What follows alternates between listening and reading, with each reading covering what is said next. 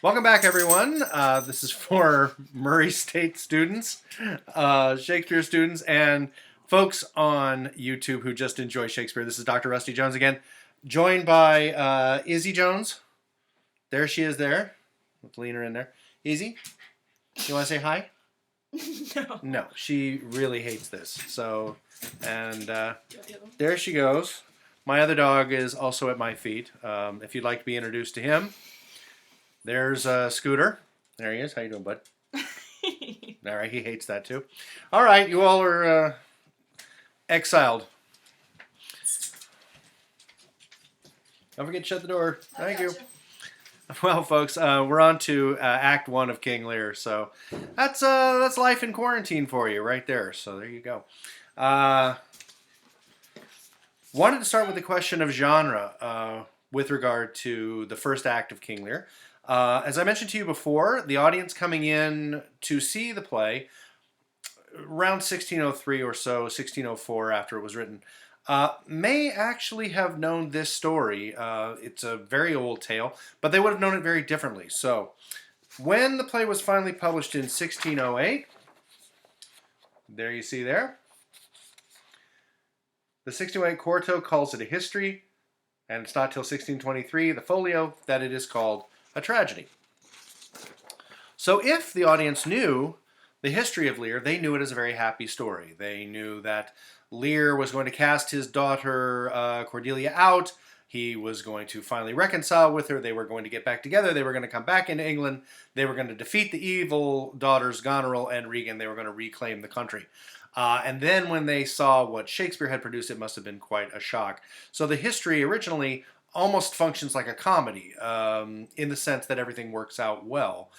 Shakespeare completely revises that, turns it into a tragedy, and a particular type of tragedy. So one of the ways that you'll often hear the problem of the play, if it's being framed as a tragedy, is in typical Aristotelian terms. There has to be a hamartia, a fatal error that is based on someone's character, something that is in their character that is less than ideal, and it causes them to make terrible choices, terrible decisions, make terrible actions. There's a reversal of fortune. There's a recognition that they themselves are at fault for all of these terrible things that happen. Death is always there, somewhere on the outskirts of everything. And what's supposed to be inspired in the audience is a sense of pity and a sense of fear.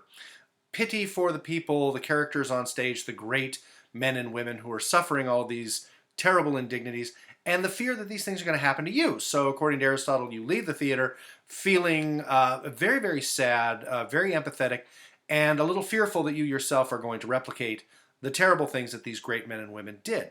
What is Lear's hamartia? What is his fatal character flaw that forces him or impels him into the bad decisions that he makes? Well, we can talk about that. There are a lot of potential character flaws inside of Lear himself. But one of the things you'll often hear about with regard to the terrible decision that he makes that sets the whole tragedy in motion refers to a biblical verse. And you'll often hear it described as, "A house divided against itself cannot stand." That comes from Mark 3, verse 24. I'm reading it off another screen over here. "If a kingdom is divided against itself, that kingdom cannot stand." Lear certainly does that. He divides the kingdom in Act 1, and that kingdom suffers because of that division. If a house, a family, is divided against itself, that house cannot stand.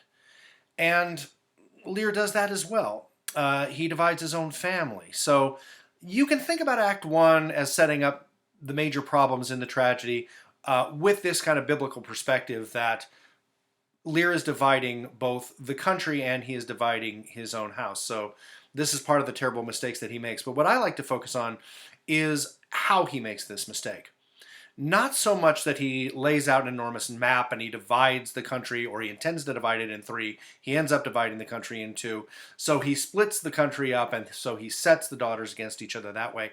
The love test that he does, the very unfair, very questionable, very problematic love test that he gives to the daughters in Act 1 is how he ends up dividing family and how he ends up dividing the country. It's also how he ends up dividing himself from his own humanity. And we'll get into that in a little bit. One of the other things I'd like to suggest as a kind of thematic for Act One, something else that propels the tragedy along, is this question of responsibility. Now, if you've read the section on MacDonald, or if you were watching on YouTube and you know anything about the responsibilities of kingship or queenship in the Renaissance, the idea there is that you are God's representative on earth. So you speak with a kind of divine authority, but you also have a divine responsibility. You, as the king or queen, are responsible for your people.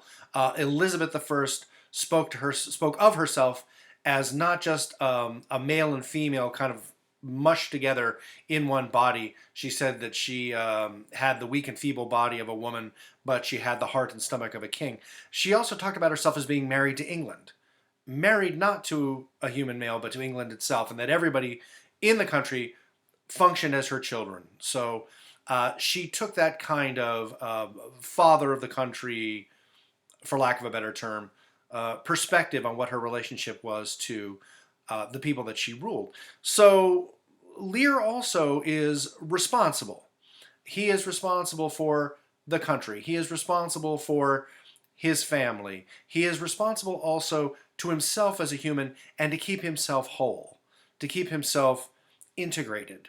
And all of that disintegrates because of the bad choices.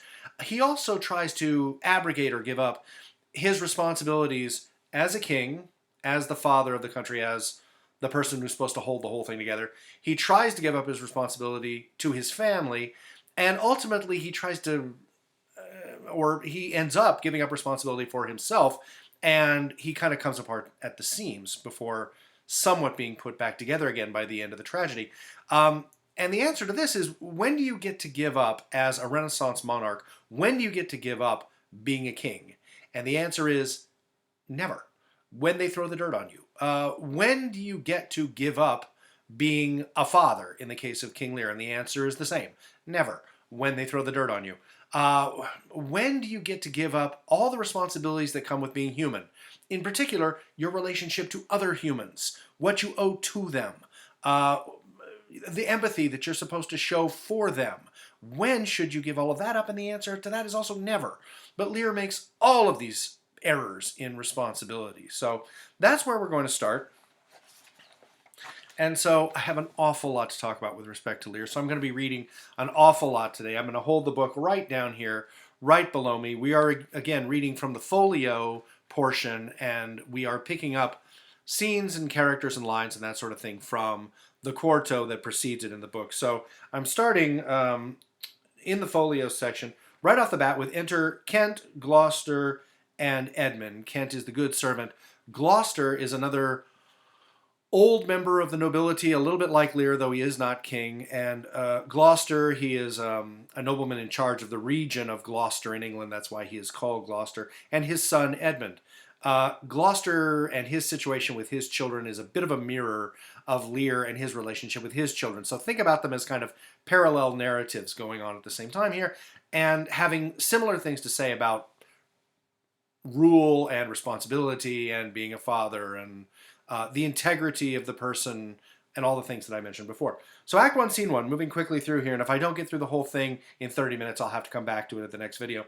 They enter, and Kent the good servant says, "I thought the king had more affected the Duke of Albany than Gloucester." Right off the bat, we know there's a problem. I thought the king loved the Duke of Albany more than the Duke of Cornwall.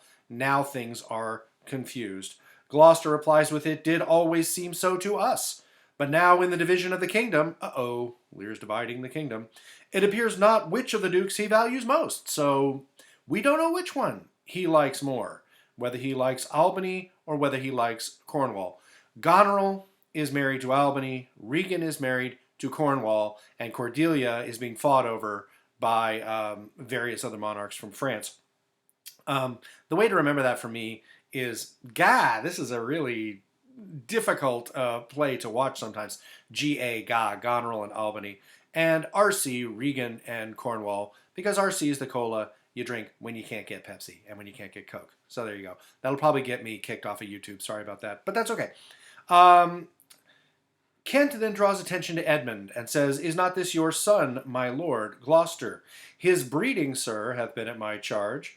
I have so often blushed to acknowledge him that now I am brazen to it. Something is wrong there.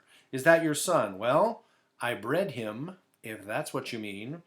Now I've blushed so often to talk about it, I'm okay with it now. I cannot conceive you, sir, says Kent. Sir, this young fellow's mother could. A very sort of rough joke on the word conceive. I cannot conceive you, meaning I don't understand what you mean, and Gloucester saying, well, guess what? This kid's mom, she could conceive. Edmund is a bastard. He was born out of wedlock.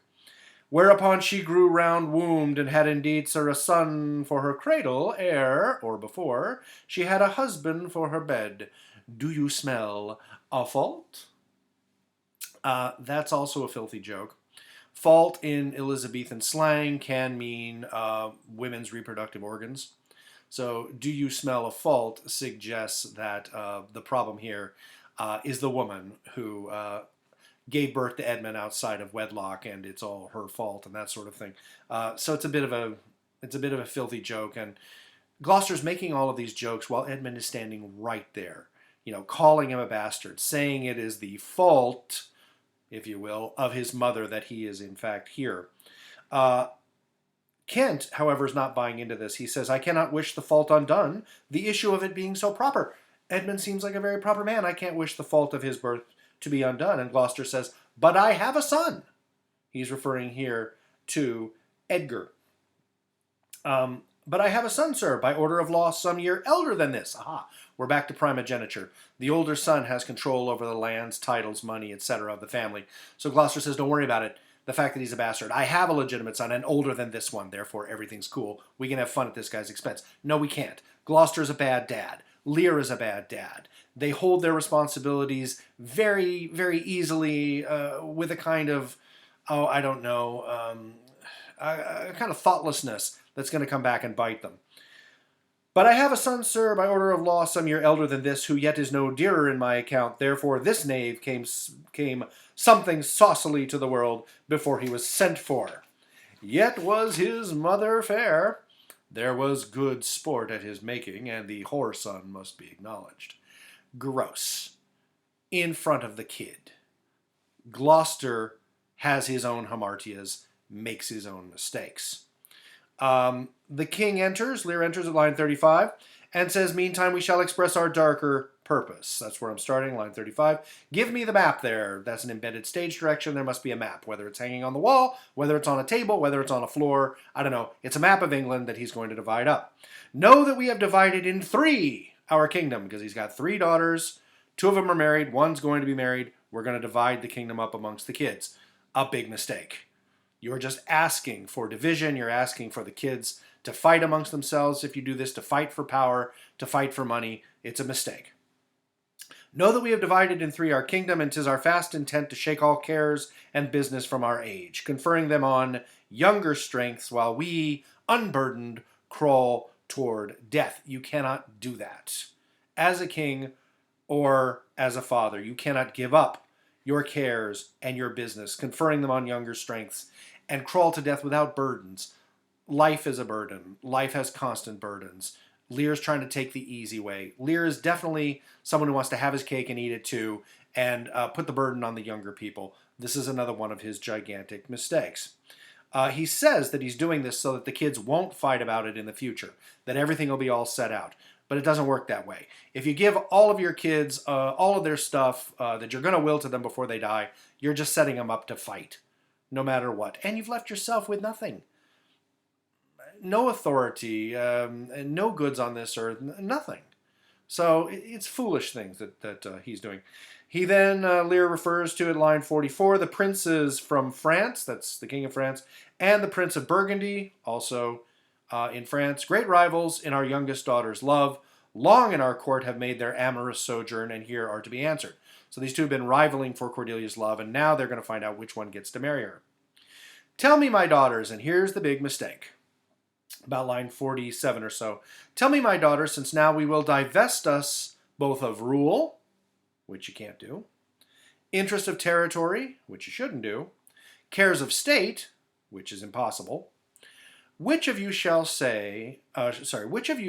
say, doth love us most?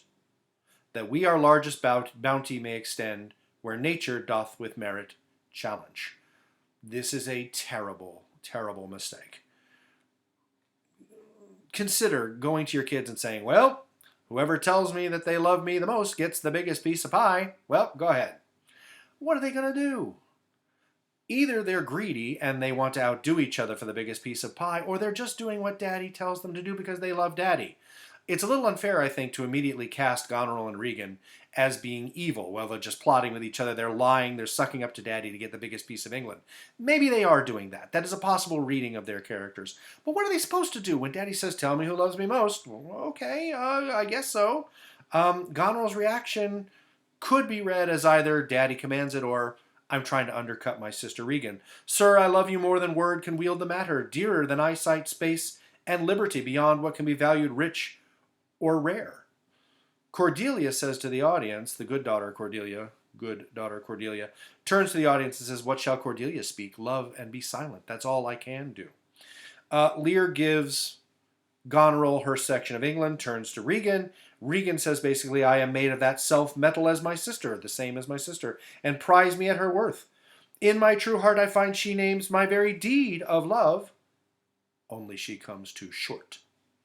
And that does feel like she's trying to undercut Goneril. Goneril's gotten has gotten part of England. She wants her part of England and maybe more, so she tries to undercut her. And Cordelia again refers to the audience, saying, then poor Cordelia, and yet not so, since I am sure my love's more ponderous than my tongue. Lear then gives away another section to Regan, and finally turns to the youngest, Cordelia.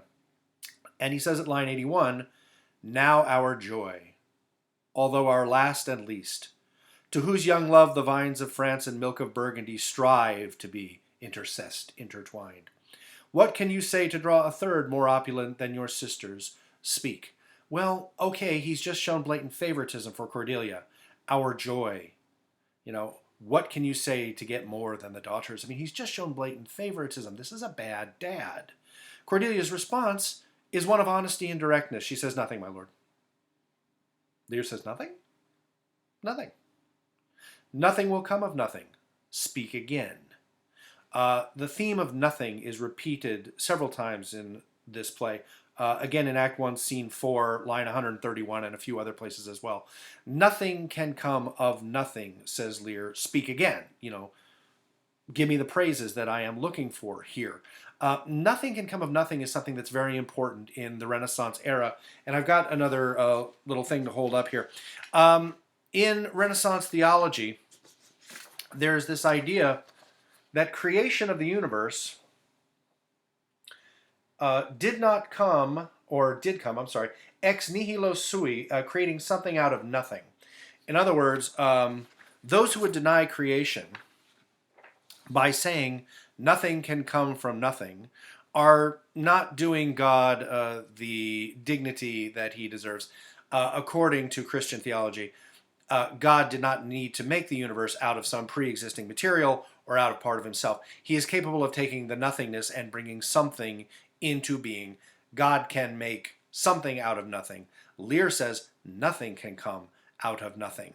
If he was wise, if he was thinking along theological lines, he should realize that something good, creation, the universe in the Christian sense, in the sense of the play, Cordelia's belief that she owes him only what she owes him, so she can't really say anything. Nothing more than what I owe you. Nothing.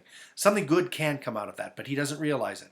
Like creation, good can come out of nothingness. The word nothing is a major theme here, but he is enraged by her statement that maybe something good can come out of nothing, but for him, nothing can come out of nothing. Nothing will come of nothing, speak again. Unhappy that I am, I cannot heave my heart into my mouth, says Cordelia. I love your majesty according to my bond, no more, no less, and as well she should. She's a daughter. She loves him as much as she's supposed to. She then makes this clear. She illustrates this. You have begot me, bred me, loved me, line 95. I return those duties back as are right fit. Obey you, love you, and most honor you, like a good daughter should. Then she asks an interesting question. Why have my sisters husbands if they say they love you all? I'll come back to that. Happily, when I shall wed, That lord whose hand must take my plight shall carry half my love with him, half my care. Sorry, technical glitch. And duty. Sure, I shall never marry like my sisters. And in the quarto, there's a line added here. Sure, I shall never marry like my sisters, to love my father all. To love my father all, and why have my sisters husbands if they say they love you all? These are really good questions that Cordelia is asking. That smacks, I think the implication is, of some incestuous spirit.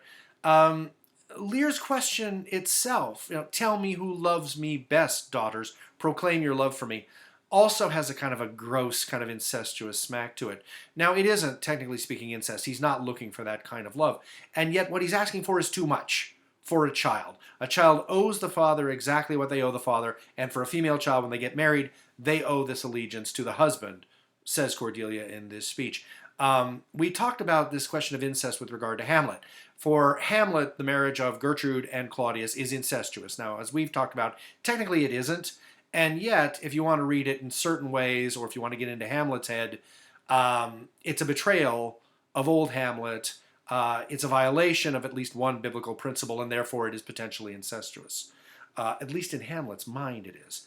And here, with Cordelia bringing this up again, I think she's sort of reiterating this point, that Daddy's asking for too much. We don't owe that kind of love to you, especially not when we're married. Why have my sisters husbands if they say they love you all? Sure, I shall never marry like my sisters, to love their father all. But goes thy heart with this? Ay, my good lord, so young and so untender, so young, my lord, and so true. Then he says, fine, truth can be your dowry. Truth will be what I send out to you to your marriage to either France or to Burgundy. And it will, in fact, be the king of France who takes Cordelia to wife. And basically, he then disowns her. Kicks her completely out. Here I disclaim all my paternal care, propinquity, and property of blood, and as a stranger to my heart and me, hold thee from this forever. And then he calls her at the end, my sometime daughter, basically disowning her. Kent, the good servant, speaks against Lear. Lear is then enraged against Kent. Kent calls him at line 144, old man, saying, I can't believe you're actually doing this. A little farther up, at line 130, Lear says that by monthly course, with reservation of 100 nights, by you to be sustained, shall our abode make with you by due turn. And that's a little bit of a difficult line, but what it means is he's turning to Goneril and Regan and saying, look, every month, with my 100 nights, I'm going to spend 1 month with you, Goneril, then I'm going to spend the next month with Regan, and you're going to take care of us. Well, that's a terrible burden, and yes, we're supposed to, take care of our parents, and yet that's too much to ask. It's simply too much to ask. He does say a little bit farther down here, he wants to retain the name and the addition of a king. Well, you can't, Lear. You've just given that stuff away. There's another line that I want to pay very close attention to. It's a little higher up from what I just read at line 130. Line 121, and this is a key, I think. Lear explains his rage by saying, of Cordelia, I loved her most. Well, great, the other two daughters are right there, but sure, keep setting them against each other. I loved her most, and thought to set my rest on her kind nursery. And thought to set my rest on her kind nursery. What does that mean? Well, my interpretation is Lear's expressing a disappointment here, saying, my daughter's failure to tell me how much she loves me more than anything else, more than any potential husband, so I can give her a third of the country, is also a disappointment because I wanted to spend my old age with her. I wanted to be in her kind nursery. I wanted her to be mommy. And now that's gone. I have to banish her instead. Now, yes, kids have to end up taking care of their parents, sure. But a parent will always be a parent. And a kid will always be a kid, again, until the dirt is thrown on top of the parent. You don't get to turn your kid into mommy. You don't get to turn your kid into the love who proclaims the most love to you. This is unnatural. And nature is another big theme in this play. What constitutes what is natural and what is unnatural. Edmund, in the next scene, is going to lament the fact that he is called unnatural when his shape is just as natural as anybody else. It's just the form of society that has labeled him an unnatural bastard because his father and mother were not married. It's a fair question to ask, really, when you think about it. All right, I've got 5 minutes left before I reach the 30-minute mark, and I'm not even through the first scene, of course. Kent advises Lear at line 157 to see better. And seeing is another major theme in this play. Those who see well, those who only see what they want to see, those who need to look into themselves and see better, as Kent says. Let's see, skipping forward here. France and Burgundy make their arguments, and France finally says, look, I don't care if Cordelia is going to be exiled. She's still a wonderful, truthful, honest person, and I will take her. On page 152, the end of the scene is the point that I mentioned where Goneril says of Crazy Daddy, who has just stormed out of the room, says to her sister, you see how full of changes his age is. This is about line 288 or so. You see how full of changes his age is. The observation we have made of it hath not been little. Well, that's a mistake. It should say, that's the quarto reading. The folio does not have the not in there. The observation hath been little. Where did this come from? We are taken aback here. He always loved our sister most. They recognize the favoritism. And with what poor judgment he hath now cast her off appears too grossly. They sympathize with their young sister thrown off. Well, if they're taken by surprise, if they recognize the unfairness of their father's love, how evil are they really? Didn't Daddy kind of set them off on this evil? They get really evil by the end of the play, don't get me wrong. And yet, how much responsibility does Lear have in their growing evil? Regan then says, 'tis the infirmity of his age, he's old. Yet he hath ever but slenderly known himself. Yeah, he's old and he's getting a little lost in the head, but he's never seen into himself. He has never seen better. He's never understood what it is to be a king, a father, and maybe even to be a good human. He does not know. He's going to learn as this tragedy proceeds. Then they get ready for the fact that Daddy is going to arrive at Goneril's house for a month with 100 nights that they have to pay for. Goneril has to pay for, and then Regan's the month later, which again I think is very unfair. I've got about 2 minutes left, so I'm going to introduce Act 1, Scene 2, Edmund's speech. Edmund, of course, is Gloucester's bastard son. I've already talked about him, who begins again, as I've said, with a reference to nature. Thou nature art my goddess. Not God, but nature. The power that I have to change my conditions, I think is kind of what he's alluding to. To thy law my services are bound. Wherefore should I stand in the plague of custom, and permit the curiosity of nations to deprive me, for that I am some 12 or 14 moonshines lag of a brother? Why is it just the fact that the law and society says that those of us who are born before a brother, who are not a member of, who are not the recipients, I should say, of the benefits of primogeniture, why should we be cast out? And why should I be cast out also because I am a bastard, because my mother and father were not married? That's the next question he asks. Why primogeniture? What's the big deal with that? It's just the custom of nations. And another custom of nations is to dismiss someone as unnatural who is a bastard. And this is what Edmund asks. Why bastard?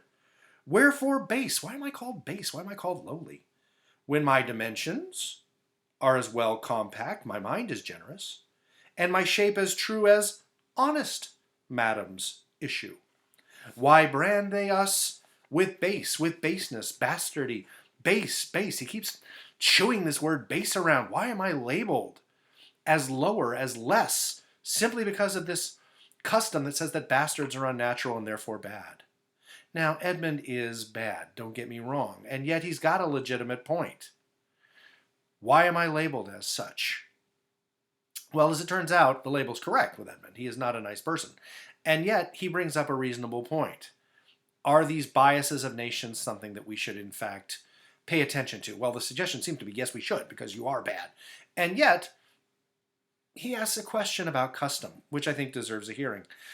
Who, in the lusty stealth of nature, take more composition and fierce quality than doth within a dull, stale, tired bed go to the creating a whole tribe of fops got tween asleep and wake. And what he's saying basically there is, hey, I was born in lust and passion. Why am I not better, in fact, than those children who were begot when their parents were somewhere between asleep and awake, kind of rolling around on each other there? I am the result of passion. Well, then, legitimate Edgar, and he choose that word legitimate, I think, because he questions what real legitimacy is. Is it customs of nation, or is it nature? Is it your mind? Is it your ability? Legitimate Edgar, I must have your land. Our father's love is to the bastard Edmund the same as to the legitimate. Fine word, legitimate. Well, my legitimate, if this letter, here's my letter. If this letter, you need to have a prop, speed and my invention thrive, Edmund the base shall to the legitimate. I grow, I prosper, that is my nature. Now gods, stand up for bastards. It's just such a wonderful line to end that speech by someone who will turn out to be a villain, yet asks reasonable questions about the customs of nations. His father Gloucester, who is a bad father, as I've mentioned, is going to be so easily fooled by the simplest trick in the book. When he comes in, Edmund takes the letter, tucks it away so that his father can see him tuck it away, and his father can say, what letter is that? Give it to me. And it's a forged letter from Edmund, supposedly from the legitimate son Edgar, saying, hey, we should overthrow Daddy and take all of his stuff. And then, of course, Gloucester reacts, and he banishes the legitimate elder son, Edgar, and prefers the illegitimate younger son, Edmund, all because he is a suspicious, greedy, grasping fool.